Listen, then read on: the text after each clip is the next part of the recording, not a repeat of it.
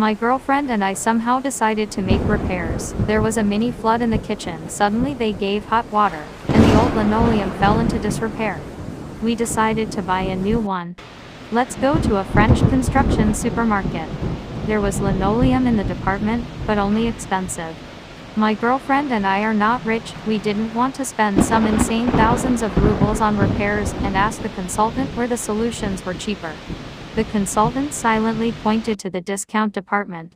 In the corner of the department on the bottom shelf, he was a thick, handsome beige man with a geometric pattern in the form of triangles, soft to the touch.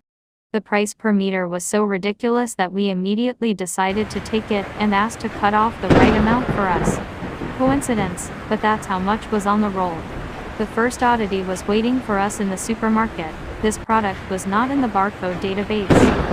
They wanted to give a damn about the dream, but it turned out that the linoleum was brought by a freelance truck along with yogurts a few hours ago, and simply did not have time to bring it in. We never found the reason for the markdown. The consultant said something about a fire at the plant, although our roll was clearly not damaged. On the way home, the girl noted that he smelled a little strange, sweet and spicy. It was not the usual smell of burning, but rather the scent of a light oriental incense. We noticed the second oddity when we already brought the roll home and began to prepare for replacement. Our cat, a half-yard Siamese, somehow strangely looked at the linoleum, poked it with her paw and suddenly jumped back with a terrible hiss, pressing her ears. Apparently she didn't like his smell. We laughed at the unreasonable animal and set to work. By the end of the day, the kitchen looked great. The linoleum laid down perfectly and did not even require ironing.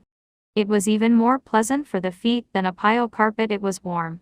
This was not very surprising, because it was July outside the window, but it was warm just in moderation, as if adjusting to our temperature.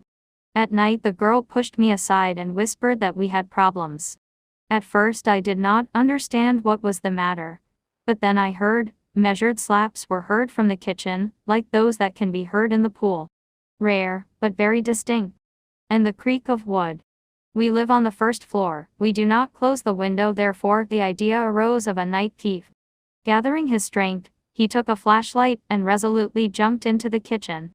No one, only the wind is blowing and drunkards are screaming outside the window. Empty. I climbed into the chest of drawers, took out vodka, and drank a glass. The girl drank the second. We went back to bed and fell asleep safely. The next morning, a third oddity was discovered. Our cat had disappeared somewhere.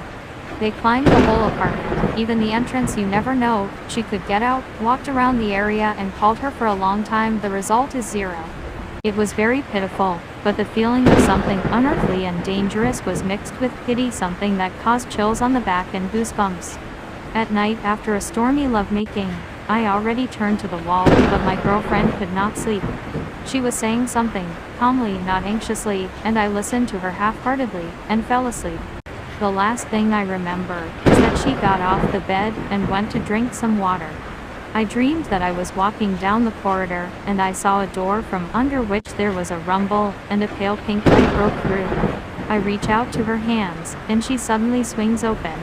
What was behind it was so terrible that I instantly woke up in a cold sweat. It was already morning, the birds were singing outside the window, and the sun was shining. I rolled over on the other side in order to hug my beloved. The bed was empty. All the girls' things were in place, clothes hung on hangers. Friends were silent, and said that she could only be with me. We filed a complaint with the police, but the search was unsuccessful. I was just awful. Every night I dreamed of this door. I stopped eating normally and going to work. A week after the disappearance of the girl, the kitchen began to smell strange. It was the now familiar, but intensified, smell of linoleum with an admixture of something nauseating. I thought about the dump, but it was not in it. Something reddish-brown was visible from under the edge of the linoleum. I tore off the linoleum with trembling hands and vomited. The entire floor under the linoleum was covered with rotting bloody porridge. The worst thing was waiting for me on the back of the linoleum. There were burnt prints of 4 cats' paws and 2 female feet.